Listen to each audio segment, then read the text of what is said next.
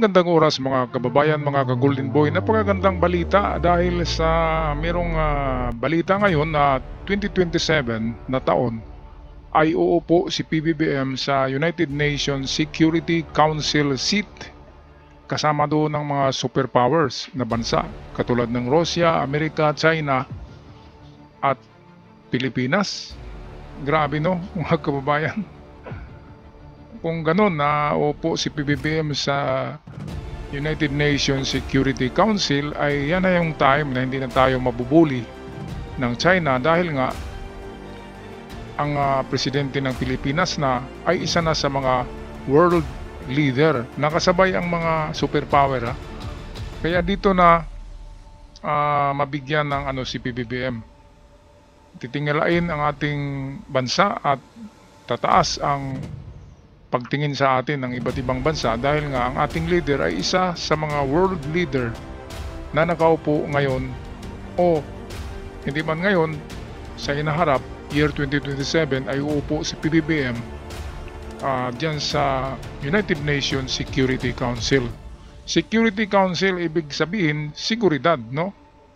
Ang pagbigay ng seguridad, ito yung baka ang Pilipinas ay makahingi na ng totoong award nitong ating kiniklaim na economic zone.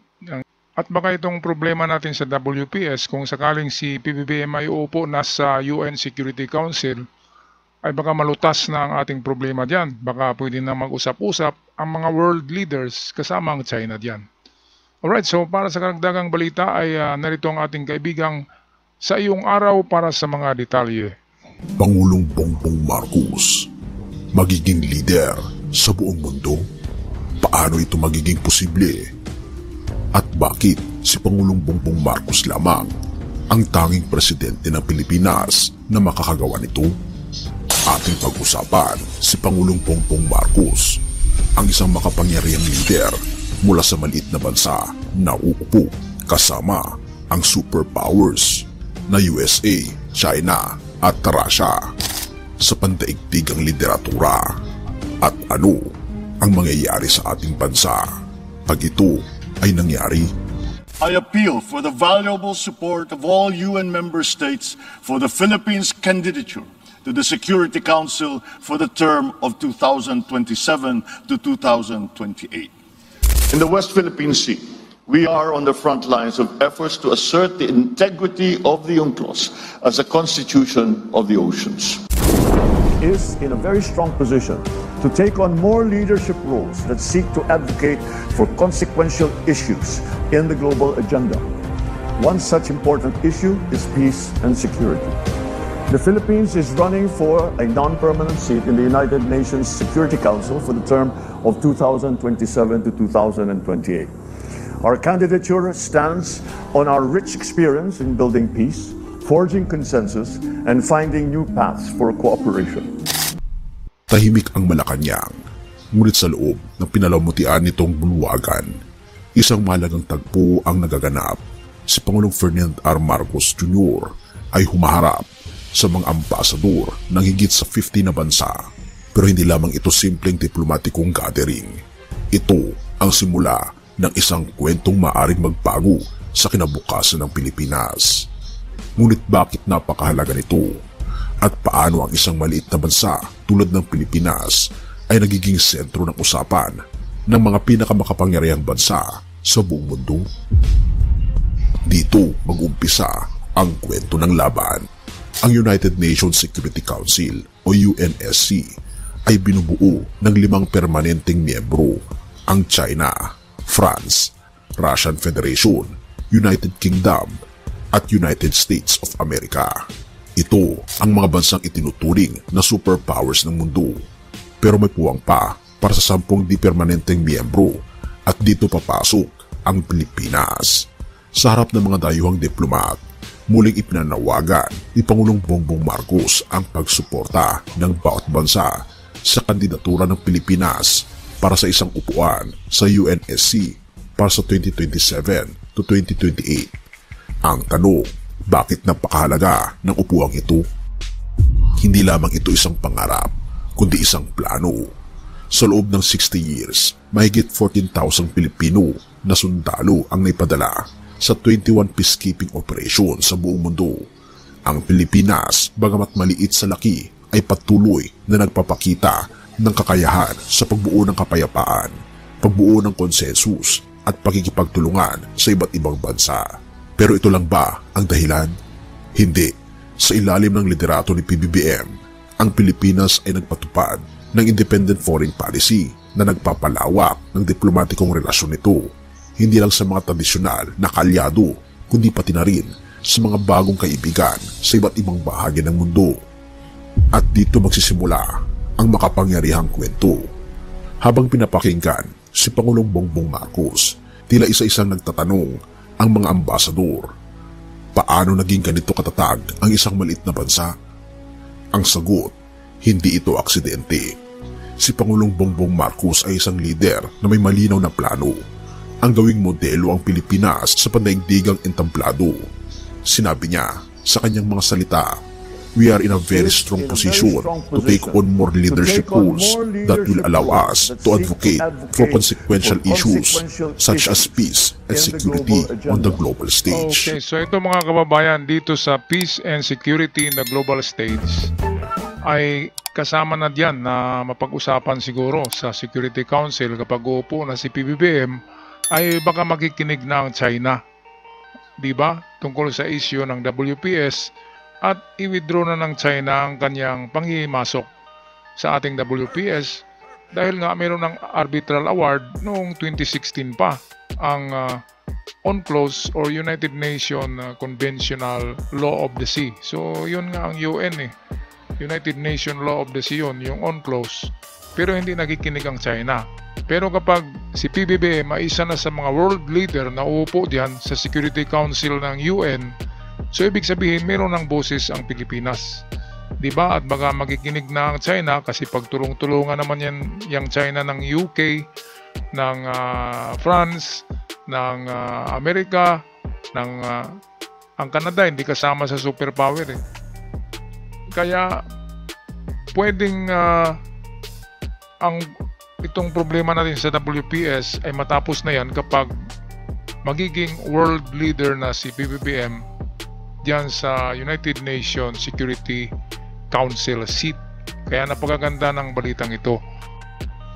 So ito nga, sinabi ni PBBM na we are in a very strong position to take on more leadership roles that will allow us to advocate for consequential issues. So consequential issues, pwedeng yung WPS, yun ang pinaka-importante na issue such as peace and security. Kaya nga, peace and security in the region on the global stage. So global stage kasi nga United Nations na ang upuan niya Yung mga kasama na diyan ay katabi niya sa upuan ay mga superpowers, di ba? Mga kababayan. Kaya dito ay kung si BP Sara ang maging presidente, ewan ko lang kung anong masasabi ni BP Sara diyan kung mayroong speech ang Pangulo sa United Nations, di ba? Si PBBM ay sanay nito Sanay siya na ang kaharap niya ay mga matataas na leader ng buong mundo. Sanay si PBBM diyan. At kahit na walang tinitingnan na kodigo o kopya, ay nakapagsalita yan ng tuwid na English. Kaya kung si BP Sara ang natin, ay naku, paano kaya yan uupo sa UN, no? Paano kaya yung makapagsalita? Ang level niya ay mayor level siya di ba? Si PBBM ay talagang presidential level. Kaya magkaiba talaga ang dalawa.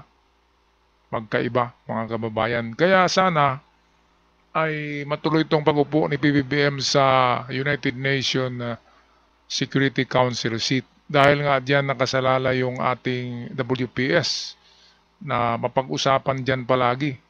At baka magikinig na nga ang China sa kanya kung siya ay isa ng world leader ng United Nations. Okay, balik tayo sa video courtesy ng Sa Iyong Araw. One such Oo important mga issue kaibigan, is peace you heard and it right. security. Global The stage. Philippines is Pakinggan pa running natin for a ang ating non-permanent Pangulo sa seat kanyang in mga the salita. United Nations Security Council for the term of 2027 to 2028.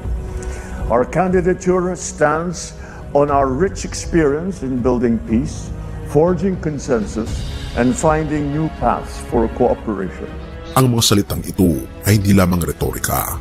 Ang Pilipinas ay hindi na simpleng tagasunod. Ito ay magiging isang leader na makikipag-usap sa mga pinakamakapangyarihang bansa sa buong mundo bilang kapantay nito. At paano ito nangyari? Hindi nagkulang si Pangulong Bongbong Marcos sa pagpapakita ng liderato mula sa tagumpay ng kapayapaan sa Bangsamoro hanggang sa pandaigdigang kampanya para sa reforma ng Security Council. Ang Pilipinas ay nagiging ehemplo ng progreso at ang resulta, sinusuportahan na ng mga bansa tulad ng Vietnam ang ating kandidatura na noon ay hindi. Ngunit ano ang hinaharap kung maihahalal ang Pilipinas sa UNSC? Ito ay uupo sa parehong mesa ng 5 superpowers ng mundo. Ang isang maliit na bansa mula sa Timog Silangang Asya ay magiging bahagi ng mga pinakamahalagang desisyon tungkol sa kapayapaan at seguridad sa buong mundo. Pero bakit ito mahalaga? Dahil ito ay magpapakita na ang tagumpay ay hindi nasusukat sa laki ng bansa kundi sa laki ng pangarap at kakayahan ng lider nito. Ang konklusyon, ngayon, malinaw na ang Pilipinas ay hindi na lamang isang maliit na bansa. Sa ilalim ng liderato ni Pangulong Bongbong Marcos, ang ating bansa ay nagiging makapangyarihang boses sa pandaigdigang entablado. Kaya, so tamang-tama talagang sinabi ni Sa Iyong Araw na sa panahon ni PBBM, sa kanyang administrasyon, at dahil sa kanyang talento at dahil sa kanyang genius na mga move, ay isa na tayong boses sa kinikilalang United Nations Security Council. Security Council yan, kaya napaka-importante niyan. Halimbawa, digmaan, di ba? Kapag may digmaan at kasama ang Pilipinas, ay pwedeng pag-usapan doon kung pwede bang hindi tayo sasali, yung ganun, di ba?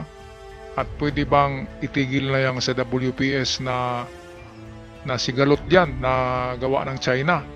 Yan lang naman talaga para sa akin napakalaking issue na involve ang ating soberenya, yung WPS. At kapag uupo na si PBBM, ay talagang magbago na ang paningin ng China sa Pilipinas dahil isa na nga siya sa boses ng United Nations. United Nations ito, pinag-usapan natin mga kababayan. Kaya, pag-isipan nyo, kung si Sara ang uupo sa 2028, kaya niya bang makipaghalubilo ng mga world leaders sa United Nations? Kaya ba ni Sara na magsalita dyan sa United Nations? Hindi yata, kasi iba pa ang level niya eh. Iba ang level ni PBBM. Pang presidente talaga yan, pang world leader. Kasama diyan ang level niya ay sina Donald Trump. Yung mga ganyan na level. Si Xi Jinping, ano bang level na yan? Grabe ng China na yan.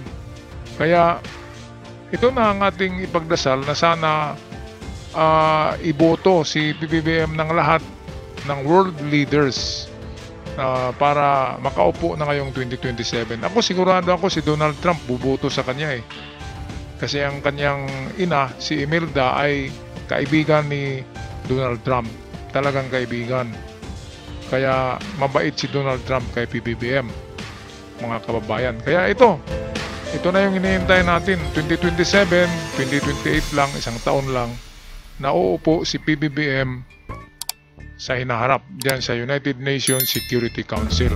Harinawa, ako'y magpaalam na. Maraming salamat at sa mga bago pa lamang sa channel, huwag kalimutan mag-subscribe. Maraming salamat.